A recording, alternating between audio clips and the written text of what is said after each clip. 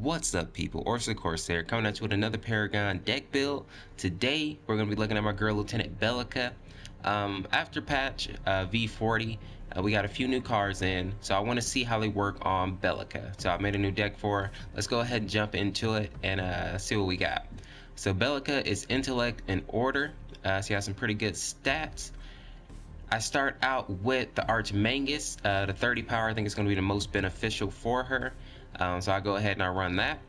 Now consumables I have filled up pretty good. I go Health Potion, Mana Potion, Scout's Ward, Strike Token, Healer Token. Now depending on how you need to play, you can build these accordingly. Sometimes I might simply go with like Strike Token, Healer Token. If I want to play a little more safe, I'll go Health Potion, Mana Potion, Scout's Ward, but it's up to you. The Strike Token, I'll keep that just in case I'm floating a point. You can go ahead and put the Strike Token in there and do a little extra damage. You can also go Guard Token or whatever type of token you want, really. I just choose the damage. Now as we get into the equipment cards here, I like to go with the Guardian's Ward first and foremost before I get any card. So this is what I call a dummy ward. So in the mid lane, I'll go ahead and I'll put this either by the river camps or I'll put it a little bit into the enemy jungle. That way I have some vision on at least one side of the map for sure. And then if I really want to play safe, I'll go back and grab the Scout's Ward and then, you know, have both sides of the mid lane pretty much warded up. If your other jungler, or if your jungler's doing his work as well, or her work, she'll probably have a dummy ward up as well. So that first 3 minutes, you'll probably be pretty safe. Now, as we get down here to the actual deck build, I start out with the Adamant Edges first. I like these cards because they give you the power boost. So they give you 6 power, 60 health, and then 12 power once you fully upgrade it. I upgrade these with all minor casts, so an additional 18 power there. Now, the reason I always go power is because power is going to help you early game massively. That's going to help you with your last hitting. If your jungler is trying to go for a gank, that's going to help you secure the kill. And it just helps you poke out. If you have that power, boom, you're hitting harder, right? I think this is more important than anything right here, even mana. If you're controlling the river buffs, you won't even need mana really. So just make sure you're cautious of that, and you should be fine. So I have 3 of these. I build them all exactly the same. By the time you get all 3 of these up, your ultimate is hitting fairly good.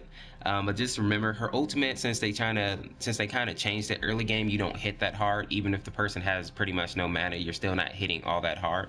But once you start building mana, your damage just gets ridiculous. By end game, you can one-shot people, especially if they're low mana. It's over.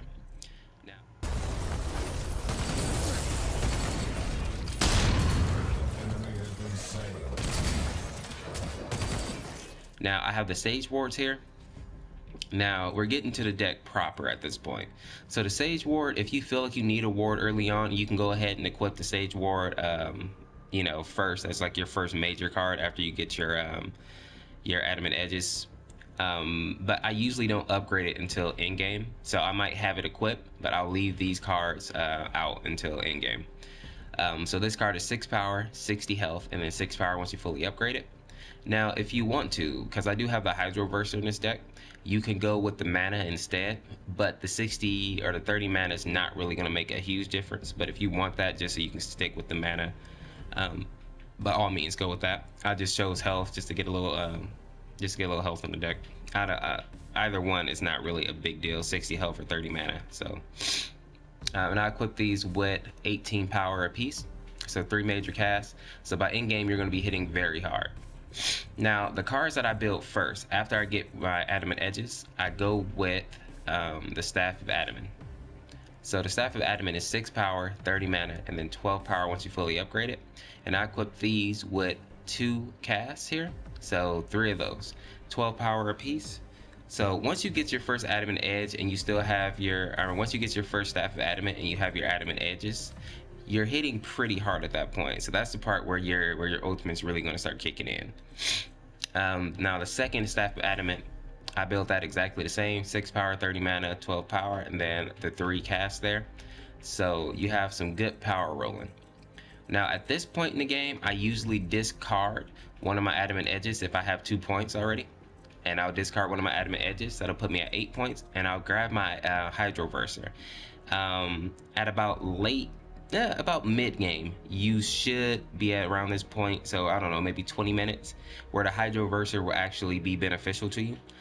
Some people build it quicker than that. I usually wait until about 20 minutes or so, depending how fast I'm leveling.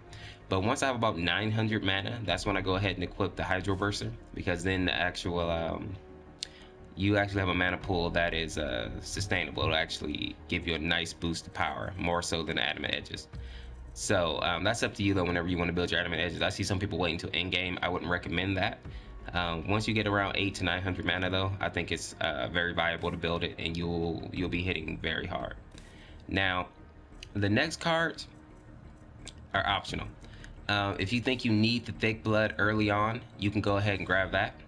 So the Thick Blood is 12 power, 30 mana, and then unique ability or unique passive. On hit with ability, apply blight to enemy for 4 seconds, reducing all healing by 40%.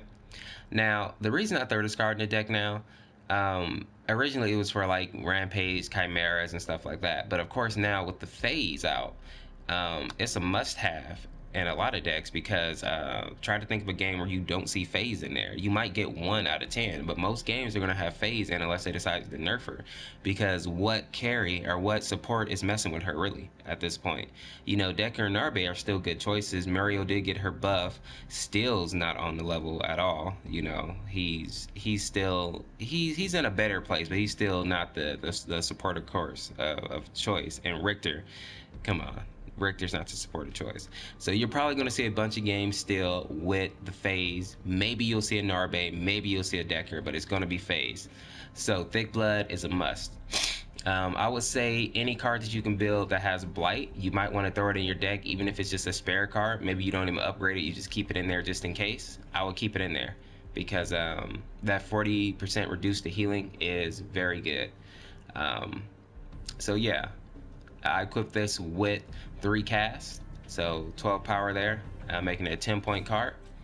Now, Nanoplasm, this is one of the new cards, the Spell Vamp.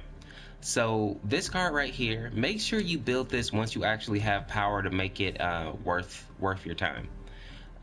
Because just like with lifesteal on melees, if you're not actually hitting hard, lifesteal doesn't help you at all. If you're not like building your crit, if you're not building, you know, if you're not hitting hard, if you don't have power, if you don't have crit chance, you know, lifesteal is like, some people can make it viable depending on, you know, your build. But my point is, if you're not hitting hard enough, that 20% ability damage is not probably going to be that much. So make sure you build this a little bit later, once you actually have the power to make it viable. So yeah, keep that in mind. So usually I build this card close to the end of the game, just because that's when it'll be most useful to you. If you want to build it earlier though, you can. This is a 12-point card. I equipped it with 3 casts. So with this deck, you're going to have a lot of power. You are going to have some vision, and you're going to have the Thick Blood so that you can counter the phase, because she's not very mana consuming, so your ultimate's not going to be as effective on her as you know, as it would on like a true caster. So Thick Blood though will allow you to counter her and whoever she's trying to heal. So that's the build that I have for my Belica right now.